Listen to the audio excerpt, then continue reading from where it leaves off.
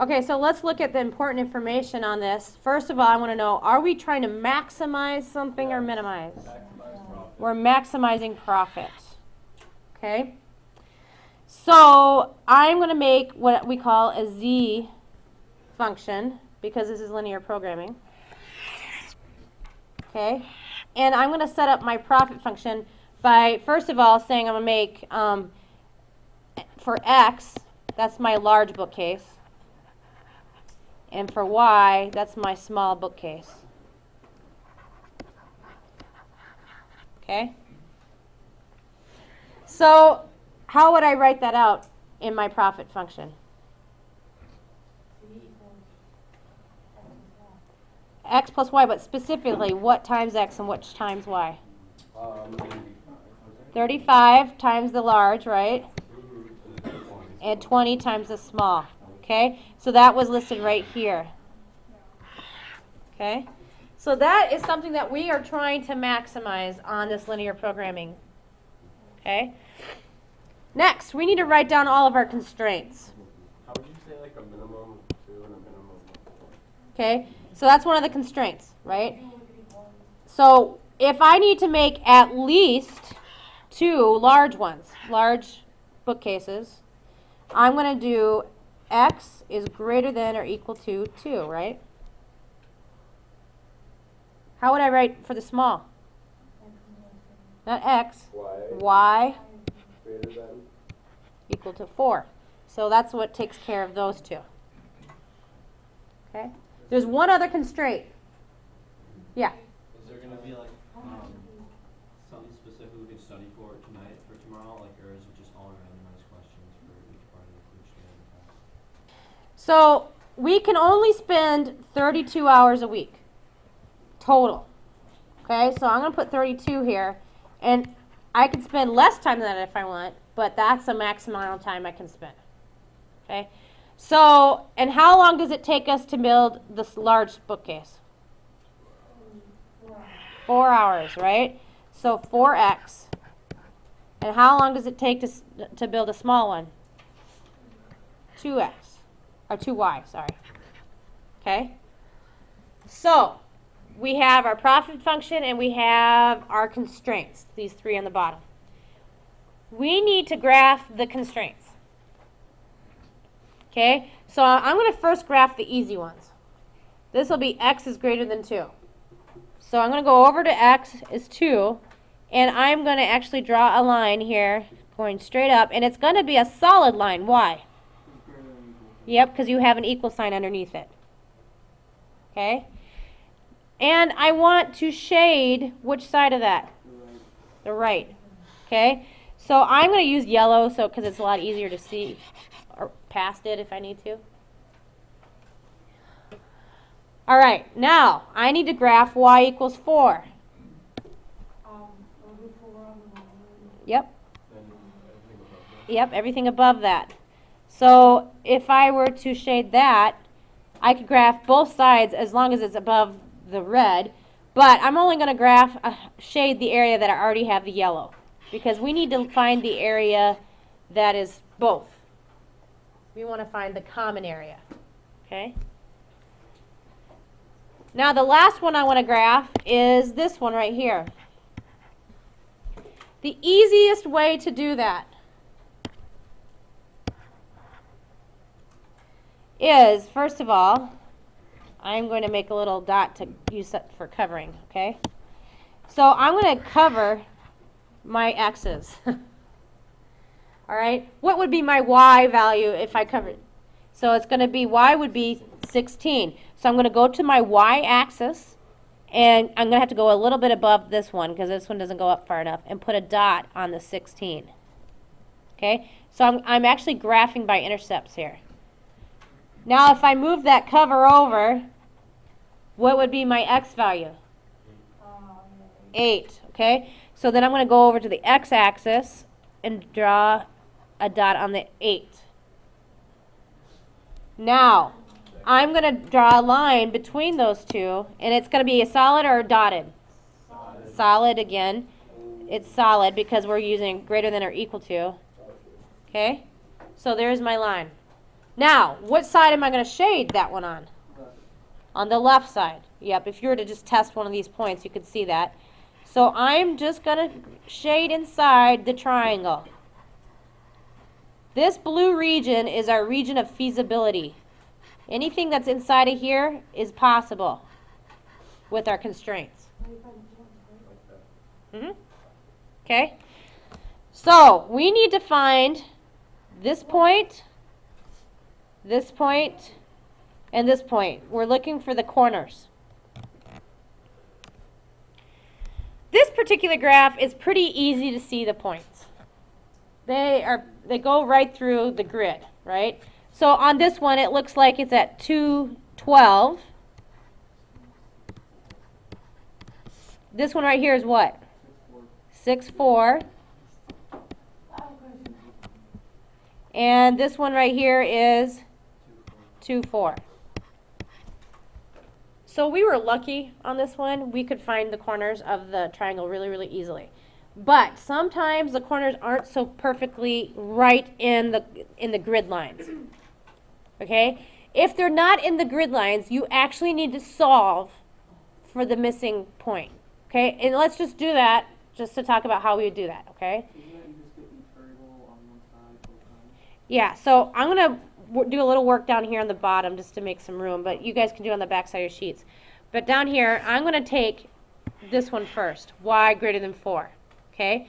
So if I know that my y value is greater than 4, I'm just going to say y equal to 4 right now to find what my x point would be at that.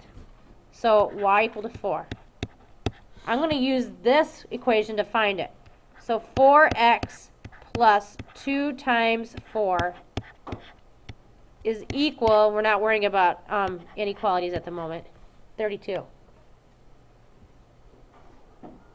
Okay, so how would I solve for x?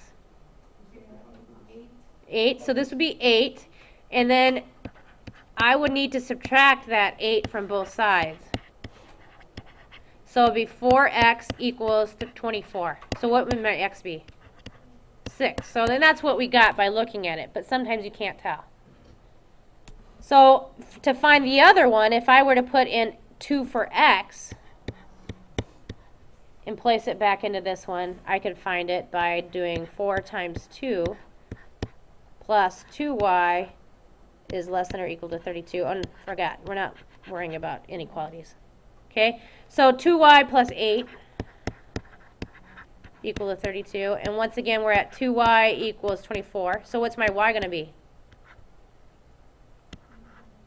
6. Okay, so that's how we find our corners.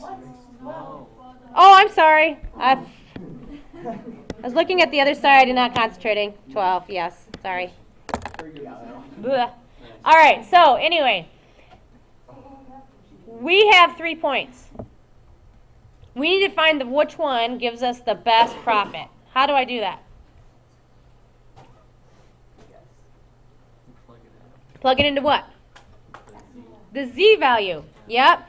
So we're going to plug the points into the z value to see which one's better. Okay, so let's do that. Z equals 35 times, we'll do this point first. Okay, I'm not going to worry about this one right here just because logically I know that this is not going to give us the maximum profit. We're looking at maximum profit. Okay, so 35 times 2 plus 20 times 12. So that would be 240 plus 70, that's 310, correct? Let's check the other one. 35 times 6 plus 20 times 4. So 20 times 4 is 80. What was it? 290, I think, is what it ends up being. So which one's better? The first one. Okay? So yeah, we want 310, that's a better profit. So that means we need to make 2 large and 12 small bookcases. Okay? I know that there's at least one of something like this on the test, maybe 2. Okay? So what we have here is 2 linear equations, and we want to find out where they cross each other. Okay? You could solve it by graphing them, but the other way you could solve it is just by solving by elimination. This is what elimination is. Okay? So we need to get rid of either the x's or the y's. So which one do we want to get rid of in this case? We kind of want to get rid of the X. X's? Okay. So if I want to get rid of the x's, they need to be the same value, and one of them has to be negative. So I'm going to take the top one and multiply that by 5. And I'm going to take the bottom one and multiply that by a negative 2. All right? So let's multiply. Pardon me? Because we need to be able to add them together to cancel them out. And one of them has to be negative. Okay? So we have 10x plus 15y equals negative 80. And negative 10x plus 20y equals negative 60. So now I can add these two equations together. My 10's cancel. 35y equals negative 100. Yep, 35y equals negative 140. So now, how do I solve for y?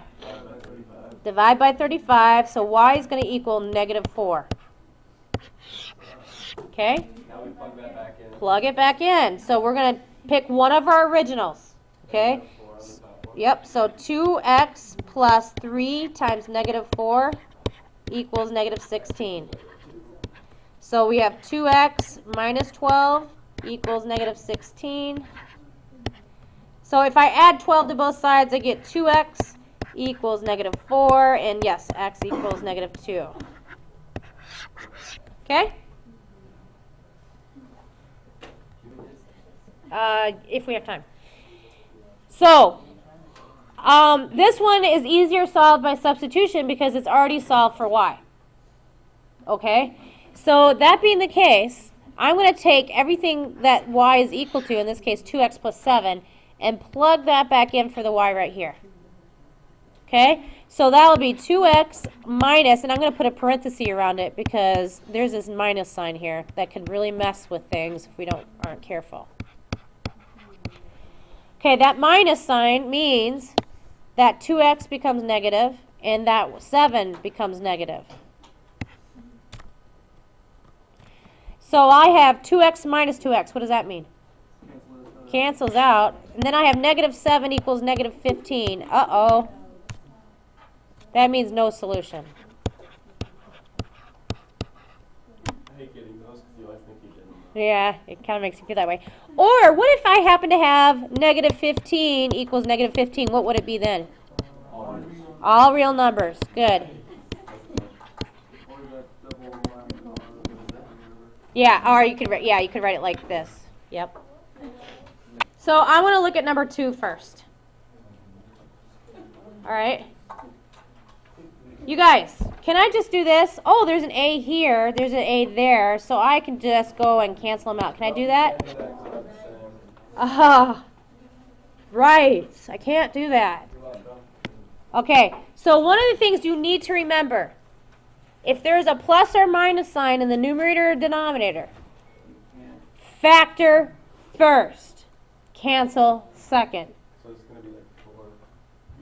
Okay, so let's factor this one first. So this will be 3.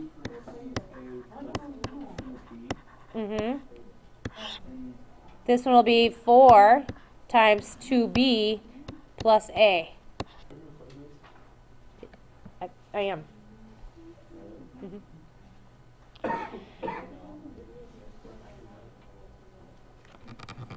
Notice that these are really the same. There's plus signs, right? They're not negative. So really, I could rewrite this as 3 2b plus a. You could change it around. That's called the commutative property, right? So now I can cancel them. So my answer on this one is 3/4. Okay? So I want to look at also number 3. We have 60 x squared y z to the fourth over 24 x to the third, y to the second, and z to the second. So I need to first think about how I can reduce this 60 over 24. So, yeah, so we can actually, I think 12 goes into both of them. Okay? So 12 goes into 60 how many times? 5. And 12 goes into 24 how many times? 2. Okay?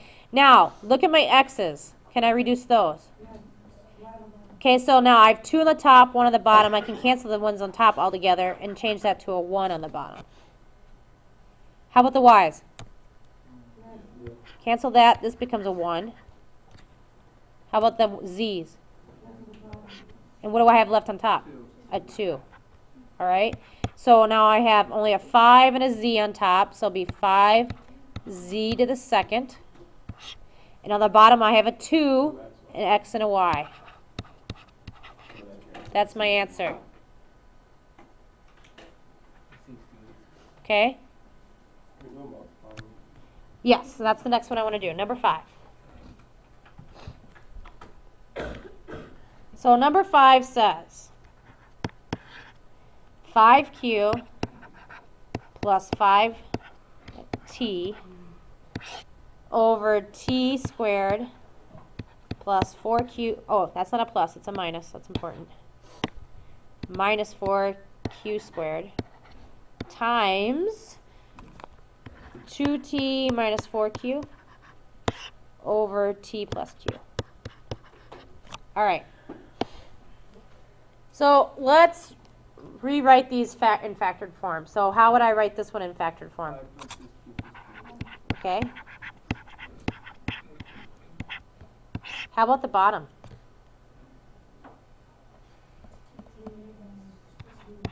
Yep, t plus 2q and t minus 2q. That's a difference of squares.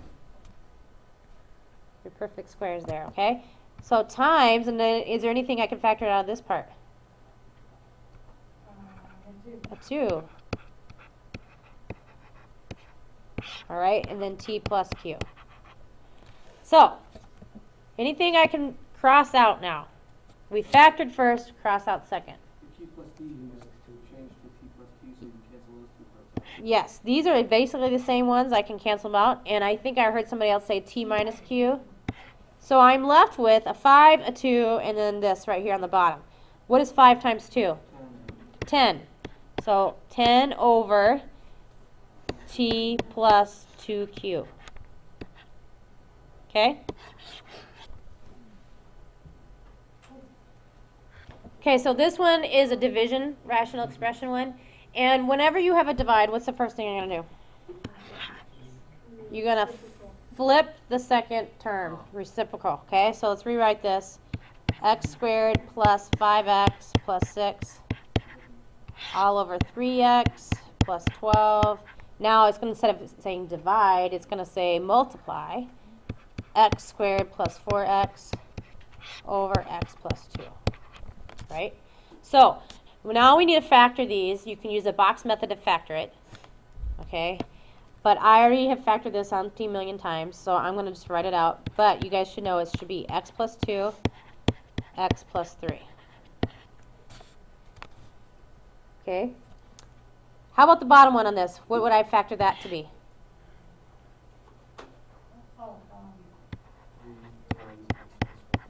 X plus 4. Yep.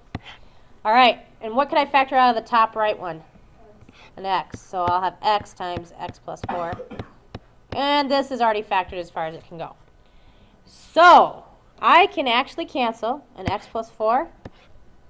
I can cancel an x plus 2. And so I'm left now with an x, x plus 3 on the top, and a 3 on the bottom. So my final answer is going to be x times x plus 3 over 3. Now, With simplifying it, you putting the x into the parentheses, or is that already simplified? yeah, no. So we need to distribute that x. Because especially on a multiple choice test, they're not going to have it in this form. Okay, so that's going to be x squared plus a 3x over 3.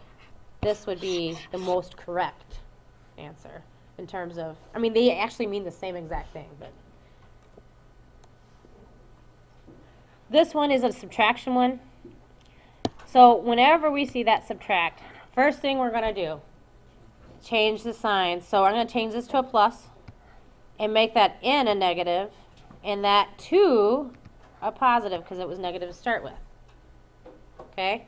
So that's the first thing I need to do. Now I need to find a common denominator. So you only change the signs of the second? Yep, only change the signs of the term right following that subtraction. In the numerator only. Okay? So yes, the common denominator of this is going to be 12. So there's 2 ways I could do this. I can multiply everything by 12 and get rid of my fractions altogether. Or I can get a common denominator of 12 and keep it in fraction form. Okay, so I'm with you, Morgan. I want to multiply everything by 12 and get rid of it altogether. So, n minus 4 over 3 times 12 plus negative n plus 2 over 4 times 12 equals n over 2 times 12. Okay, so how many times does 3 go into 12? 4.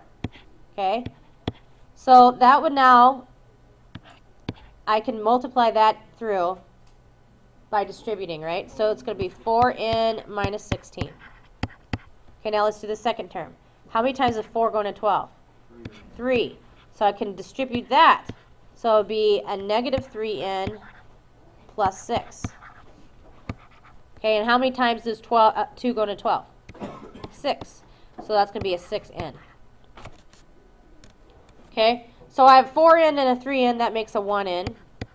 I have negative 16 plus 6. That's a negative 10 equals 6n. So can you just minus 1n from either side? Yep, subtract 1n. So you just have negative 10 equals 5n. 5n, yep. And divide by 5. So n is going to be negative 2.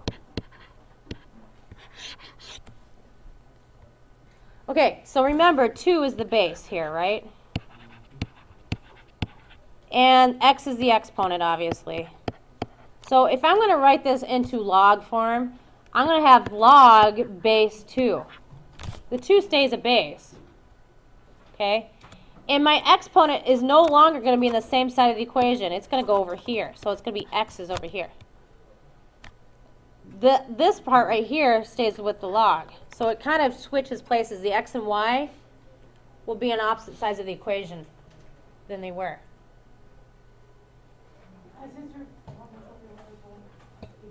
For instance, let's look at log base 2, 32 equals y. Okay? Now, I want to put that in exponential form. How do I do that? 2 to the y equals 32. Okay? Now, our calculators are not in log 2. Our calculators are in log 10. Okay? So we couldn't solve it this way unless you happen to have a CAS, which you can't use on the final anyway. So you can take this and do some guess and check. How many times does 2 go into 32? Okay, so you know that y is going to be 5 in this case. But another way you could do this is do the log base 10 of both sides. If you don't want to guess and check, you can do that. So log base 10 of 2y to the y and log base 10 of 32. When I do that, I have this exponent. And if you remember some of your log rules, when you have an exponent on it, you can take that exponent and put it in the front. Okay? So now this will be y log 2 equals log 32. And then how do I solve for y? Divide both sides by log 2. Yep, divide both sides by log 2. So I'll have y equals log of 32 divided by log 2. So this will end up being 5. If you have to do log 32 on your calculator. Okay? So that will give you the same answer. So there's a couple of rules we need to review before I even let you guys go. Okay? So what if I have log 2 of 2? What does that equal? It's going to be 1. Okay? Anytime you have the log, the base is the same as the number you're taking the log of, it's going to be 1. Okay? What if I have log base 2 of 1? What would that be? 2. 0. Log base of any number of 1 is always 0. Why is that? Because if you put it back in the other form, 2 to the 0 power is 1. Anything to the 0 power is 1, right?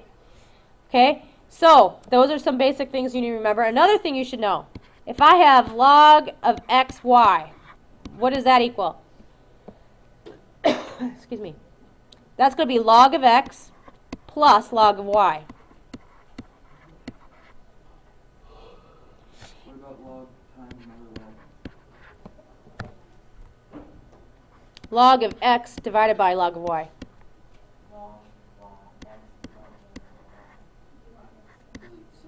Yep, log x minus log y. All right. And the last one I really want you guys to remember is that anytime I have log of x of 2, and I already talked about that up here, that exponent goes where? To the front, right? So this would really be 2 log of x. So those are the rules that you really need to remember. The other thing, when I have an e, base e, am I using log? I would use ln then instead, natural log. Okay? ln uses the exact same rules that log does. It's just a specialty kind of log. Okay? If I have ln of e, that's kind of like saying log base e of e. What would that be? Be 1. Yep. Okay? So those are some different things you should remember. Look at, let's do, okay, so here we have this and we want to solve for y. It's not obvious because we have a decimal point. So this is one of those ones that you really do want to use the log of both sides, okay? So if I have log 10 of y equals log of 79.1, what happens to that y again? Pops over to the front, okay? So we have y log 10 equals log 79.1. And then I would do what? Yep, divide by log of 10. By the way, log base 10 of 10 is what? 1. Yeah. Okay. Log base 10 of 10 is 1. It would be log of 79.1, whatever that is. Okay.